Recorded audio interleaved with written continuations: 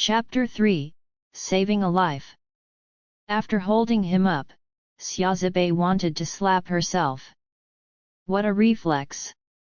She did have standards about saving people. I'm sorry I troubled you. You can go, Xiao Yanzhu said with a pale face. There was actually a pitiful look on his typically strong face. Xiaozibei's face turned dark. Of course she wanted to leave.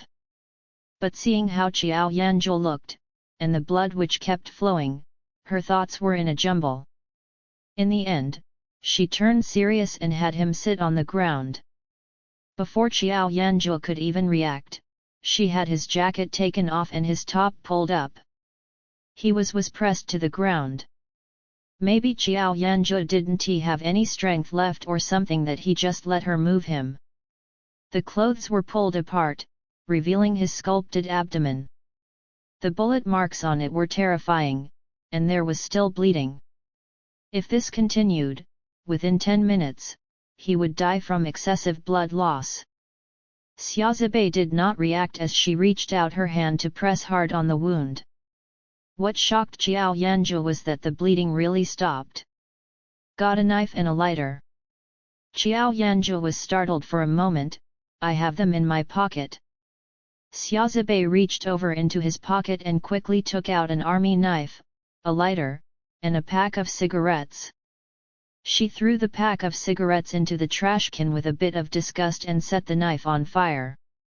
Try to hold on. After handling the knife, she said with a cold face. Before Xiao Yanzhu could react, the knife sank into his wound. Ah! Xiao Yanzhu immediately broke into a cold sweat.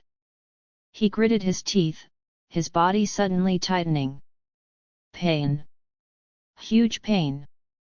Without anesthesia, and in such a crude environment, Xiao Yanzhu felt that he was crazy. And this girl was crazy, too. If it weren't for his masculine pride, he might have yelled. Xiaozibei's movements were very neat. The bullet was not deep, so it was soon dug out. Then Xiaozibei briefly treated the wound. She tore his coat into strips with a knife, and bandaged him simply. Okay. You want to die? Xiaozibei stood up with a calm expression, but her eyes showed some revulsion. Xiao Yanzhu's face was pale. He wondered if he had offended this girl before. Why else would she have this attitude? But he had never been to this place before. How could she know him? Xiaozibei took the knife and lighter. This is my reward for saving you. I will not see you in the future. Then she left without waiting for Xiao Yanzhu to reply. Watching this scene, Xiao Yanzhu became even more bewildered. After regaining his senses, an interested smile appeared at the corner of his mouth. This girl was quite interesting. Not see him in the future impossible. After a few minutes, there was movement in the alley again, but this time it was Xiao Yanzhu's people who had come over. Master, please forgive us, we came too late. Several bodyguards looked at Xiao Yanzhu, who was lying on the ground, and their faces turned paler. Especially after looking at the bandage on his abdomen, their heartbeats almost stopped. Xiao Yanzhu didn't speak, and let them help him up from the ground. When he got into the car, he finally spoke. Find out everything. His voice was even, but everyone was so terrified that their hairs stood upright. Yes. Meanwhile, treating Xiao Yanzhu's appearance as an accident, Xiaozibei washed the blood from her hands and walked back to the small restaurant where she worked. Fortunately, she was wearing black clothes today, so the bloodstains on it were not easy to see and would not scare people. Back at the small restaurant, there was immediately some shouting. Where did you go? Where is the food you were delivering? The customer has called to complain. Facing the seemingly honest face, Xiaozibei curved the corner of her mouth. I quit. Chapter 4, I quit. You quit. Her boss was stunned for a second, then he turned angry. "You're effing messing with me, I didn't even ask you about the delivery. How dare you quit on me?" Her boss was called Deng Haiqiang. He was tall and sturdy and built like an iron pagoda. He had an honest appearance, but his gleaming eyes exposed his character. At first, Xia Zibei called the police after getting away from the homeless man.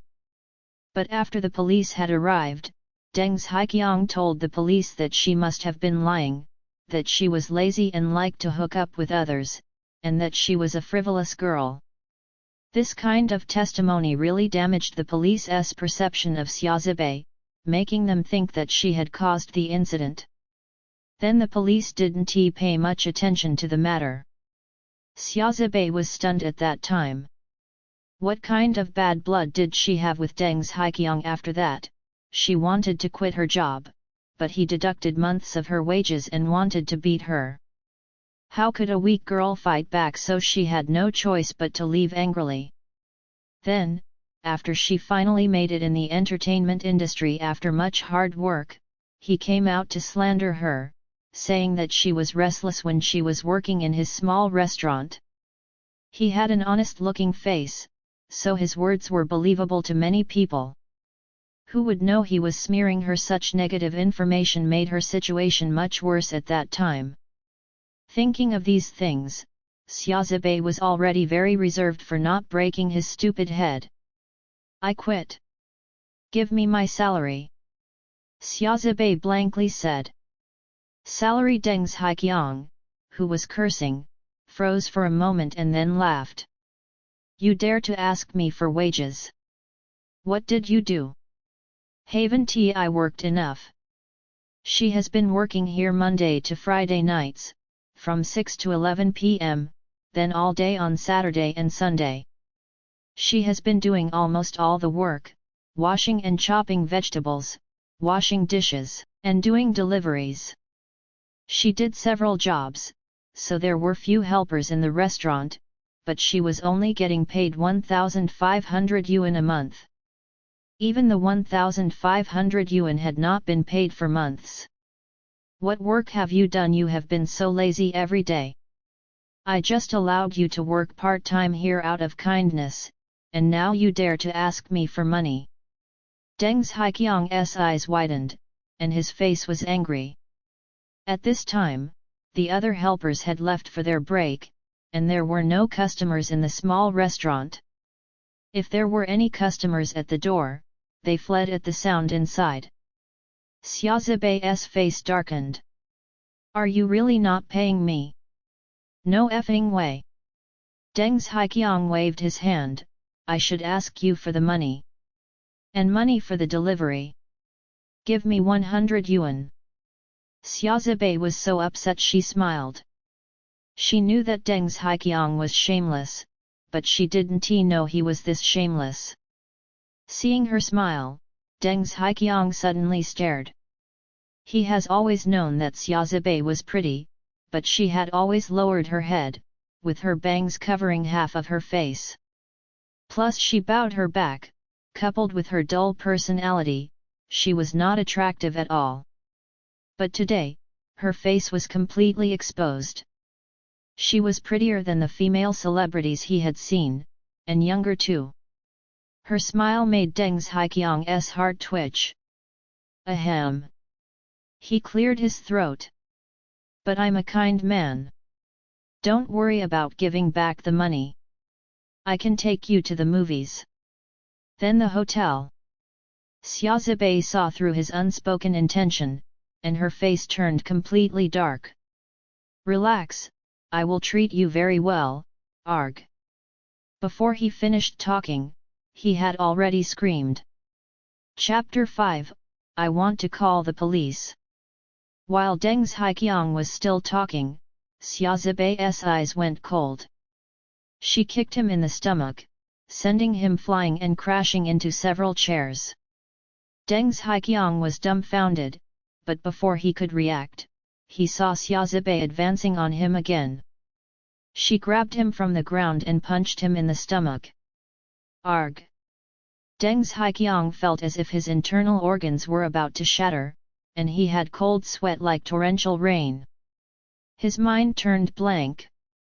When did Xiaozibei become so cruel? He was 180 centimeters tall and twice the size of Xiaozibei, but when he was in front of her, he didn't have the slightest strength to fight back. But what frightened him was Xiaozibei's expression, for she had been so calm. It was as if what she was doing now has not affected her emotions at all. She really wanted to kill him.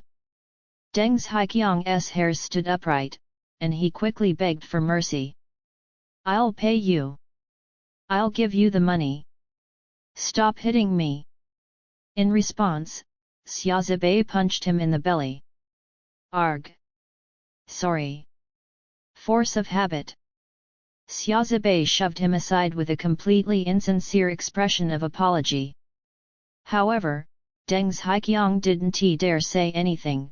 He was dumbfounded. Who would have thought that this thin and weak girl could have such terrifying power? Was she pretending to be weak when she was being easily bullied in the past? Deng Zhiqiang got up from the ground, ran behind the counter, and took out a wad of money, amounting to 5,000 yuan.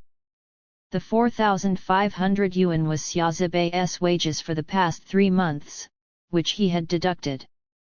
Xiaozibei would have starved to death if she hadn't been able to take a meal here. Xiaozibei reached out her hand. Looking at Xiaozibei's soft hand, Deng Zhiqiang trembled. He wanted to keep 5 bills, but he passed her the whole wad of money in the end. Xiaozibei collected the money, then she went to the kitchen to take away her belongings. Not many things belonged to her, just a cup and a towel. Seeing a pot of meat cooking in the kitchen, a smile appeared on the corner of her mouth. After Xiaozibei left, Deng Zhiqiang breathed a sigh of relief, but in the next moment he became annoyed. He rubbed his aching chest, gritted his teeth, and showed a bitter expression. He was going to make the little bitch pay. He picked up the phone and called the police. Soon, the police arrived. "Officer, I was beaten." The police officer looked him up and down, then wondered, "Where were you hit?" "Here." Deng Zhiqiang pulled up his clothes, but no wound was visible. He was stunned. How could there be no sign of Xiaozibei's power just now? It must be an internal injury. He confidently said. "If it is an internal injury, then you have to go get checked out," the police officer said. As soon as he finished talking, one of the police officer's phones rang. The police officer's face changed when he heard the words on the other end. "Okay, I understand." After the police officer hung up the phone, Deng Zhiqiang was about to say something when the police officer spoke seriously. "Someone reported that you are using opium husks in your food." "Opium husks?" As soon as the words were said, Deng Zhiqiang's face suddenly changed. His face paled, and he stumbled over his words. "No, it's impossible. We are all proper business people here." However, his reaction was so intense that the police could easily see the problem. "We'll let you know if it's true or not. However, if someone made a report, we have to verify things. It just so happens that we are here today, so let us start." Deng Zhiqiang's face was even paler. His mind was blank.